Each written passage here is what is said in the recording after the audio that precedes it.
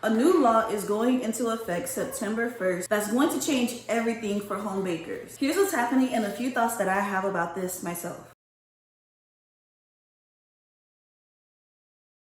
Texas just passed a new law that is going to go into effect September 1st and allow massive freedoms that's going to allow bakers to really dig into their businesses and grow it into something phenomenal. It is now possible to actually make a decent living from selling baked goods from your home because Texas has just raised its income cap from $50,000 a year to $150,000 a year. And this number will actually adjust with inflation. With the old law, we were capped at $50,000 a year in revenue. This means all the money that you brought into your business is capped under this $50,000, not $50,000 in profit. What the law does now is that has increased your total revenue to being $150,000, which is 3 times the amount that you could make before.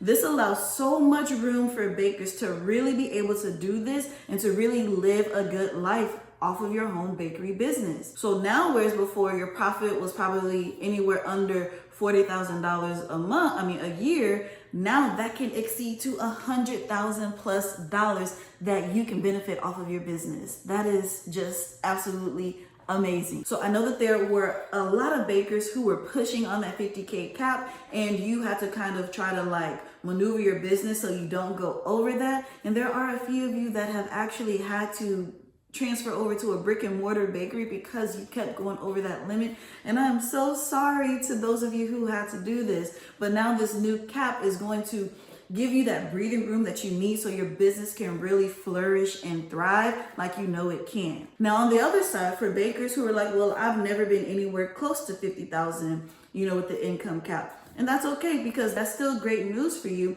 because now you actually have a chance to hit that 50K cap and go beyond, because the new law is opening up the ability for you to wholesale. So now you aren't just capped to just selling to people that you know and that you have access to directly, but you're now able to make connections with wholesalers and get your products inside of shops and businesses where you can gain a whole lot more traction with a lot of new customers, and you don't have to do it all on your own.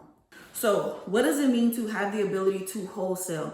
What this means is that you are able to take your products and give it to someone else. Okay, it has to be a cottage food vendor, and we're going to get into that in just a second. You're able to take your products, you bake them at your home, and then you take them to another cottage food vendor, a business or a shop or something like that, and you set your products there, and then they sell them for you from there. That is basically what wholesaling is, and you don't have to actually be present for the sale. You drop your products off, and then they sell them in their shop or in their restaurant or in their business. This is another way for you to be able to expand your income and really make something out of your business. It gives you so many new options. Now, with the wholesaling, there are a few limitations, okay? So what you're able to wholesale are the products that are currently allowed under the law, meaning you're only able to sell foods that do not require refrigeration. So that means you can sell things like Rice Krispie treats, you can sell your cakes, you can sell cake pops, anything that does not require refrigeration and anything that is currently allowed under the law before September 1st, 2025 is allowed to be sold as a wholesale product. You can't just drop your products off at any business. It has to be a business that has registered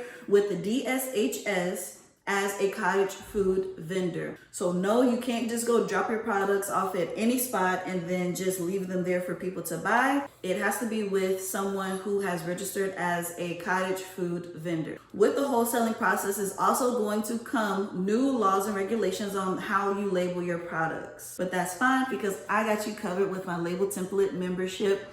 A lot of my labels will already more than likely fall into the requirements for what's coming with the labels, but we're going to talk about more about that later. But I am going to be on top of this because this is what I do. I just want to make sure that the process is easy for you to have labels that are compliant with cottage food laws, are functional, and look good. Now let's get into what this does not mean. It does not give you the freedom to not be present when selling your products. If you run your business through a wholesaler that is registered as a cottage food vendor, then yes, you do not have to be present. However, this does not give you the freedom, just as a cottage business owner yourself, to not be present for one part of the sale. So what the law currently is that you must be present for one part of the transaction, whether that's when they place their order and pay you or when they actually receive your products.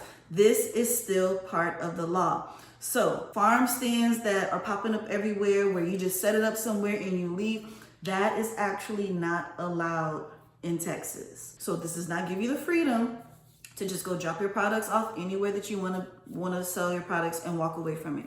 You must still be present for one part of the sale, unless you are selling to a registered wholesaler. While you are limited to only being able to sell non-refrigerated foods to a wholesaler, bakers can still take advantage of this law and add to their income because the new law allows for refrigerated foods. While we've already been able to sell products with cream cheese frosting, a lot of bakers don't know that, but yes, in Texas, we have been allowed to use cream cheese in our products as long as the finished product did not require refrigeration. Bakers are now allowed to sell the most desired, the most longed for dessert ever, cheesecakes. Round of applause, round of applause. Cue the round of applause, people. The new cottage law that is going to affect on September 1st is moving away from a what you can sell list to a you can sell everything except this list. Everything is free game except for this. Meat products, fish, seafood, ice or ice products, low acid canned goods, products containing CBD and THC, or raw milk and raw milk products, which makes it so much easier and allows so much more freedom for home bakers to really get creative and to really expand and stretch themselves into fully sustainable businesses. So what does this mean? This means that you basically can do what you want in regards to your products, okay? Whether it's refrigerated or not, just don't do anything on this list. But with this is going to be coming new regulations. Again, if you are going to be selling refrigerated foods, you can only do so once you register with the DSHS. Now, we don't have answers on what this registration is going to look like, but I do have a sneaky feeling that it's not just going to be like, okay, tell me your business name, here's this number, now you're free to go. I do feel like that there is going to be a little bit more that is going to need to be done in order to get registered. And I don't just pull this out of nowhere. I'm pulling this from other bakers that I know that are in other states that have to register their businesses as well. So with the registration, we already know that you are going to be given a cottage food license number, which we're going to talk about in just a second. Another thing that we know is that there are going to be new label requirements when selling refrigerated foods. And I think one of those is like, there's going to be a new statement that you're going to have to add on there. You're also going to have to add like storage instructions. And I think there's a little bit more that's going to need to be added onto your labels. So again, it's not just like, oh, now I'm just free. I can just spread my wings and just do whatever. With more freedoms are going to come a little bit more rules and regulations as well, but it is still so worth it. So if you are in a state where you have had to register with your DSHS, let us know in the comments below, what are the things that you're required to do in order to get approved? So speaking of labels, there is a new law that allows us to be able to remove our addresses from our labels. This has been such a pain for so many bakers because of privacy and safety concerns. But again, this does not mean that you are now just free to just remove it from your labels. You do need to register with the DSHS, and then they will issue you a business license number, and that is what you would include on all of your labels. No worries, because my label template membership is here to help and serve you. I will be updating some of my labels in order to comply with these new cottage food laws. But that is something that I am going to be happily working on for bakers like you, just to make this process so much simpler so you can get to the good stuff, making all of those refrigerated products that you have been dying to make and sell. Now, there's something that I was very much hopeful for would be passed in this new law that just didn't quite make it, and that is the ability to be able to ship.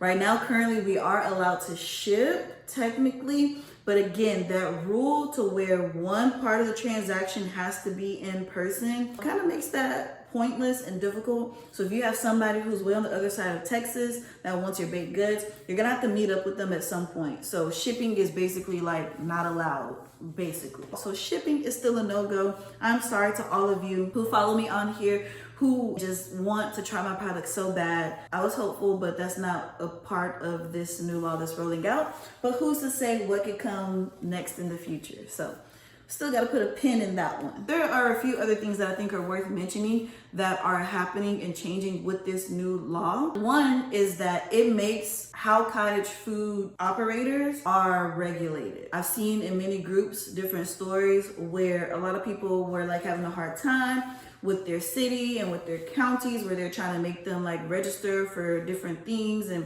pay all these different fees, and they're like governing them, saying that you can't do this and you can't do that. But this new law makes it clear that there is no interference that can happen. Nobody, let me get this right. Okay, I'm just gonna read it off of here. Permit fees. Okay, the new law explicitly states that a local government authority, including a local health department, may not regulate the production of food at a cottage food production operation, or require a cottage food production operation to obtain any type of license or permit or pay any fee to produce or sell cottage foods directly to a consumer or cottage food vendor. A local government authority, including a local health department, may not employ or continue to employ a person who knowingly requires or attempts to require a cottage food production operation to obtain a license in violation of this section.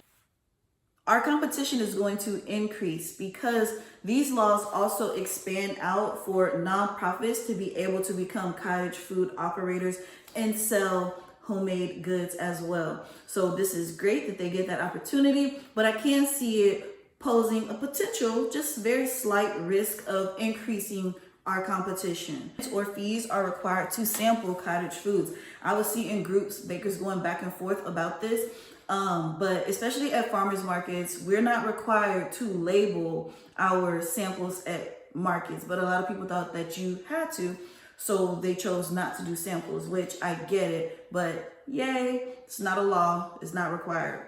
It also mentions that rules for sampling at any event are now the same as those for farmers markets. So previously, you would have to put a label on it if it was any event outside of a farmer's market. But now that rule is completely gone and you can sample without having to label your products. Okay, but it says that samples must be distributed in a sanitary manner. If you have refrigerated foods, it must be maintained at or below 41 degrees Fahrenheit and disposed of within 2 hours after cutting or preparing. Utensils and cutting surfaces must be smooth, non-absorbent, and easily cleaned or disposed of. You can only sample food you are allowed to sell under the Cottage Food Law. And also it notes that a health inspector may inspect your sampling setup for compliance.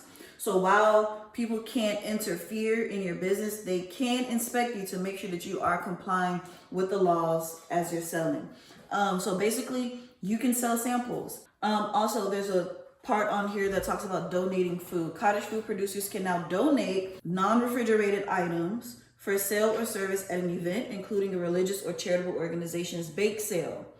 So we can now participate in bake sales, and just like donating food into different places is now legal.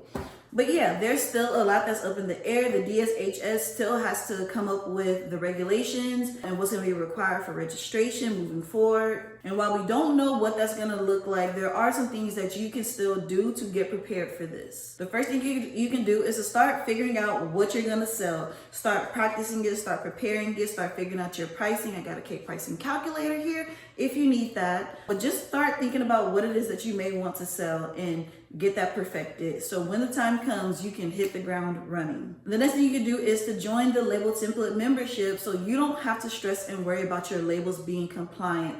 I'm going to do all the heavy lifting and all the hard work for you so you can just do what you love best, which is baking delicious baked goods and selling them to your customers. And the last thing that you can do is to subscribe to my channel if you haven't already, and stay tuned for our next video. Let me know in the comments below any questions that you may have, and I'll see you guys soon. Until then, peace.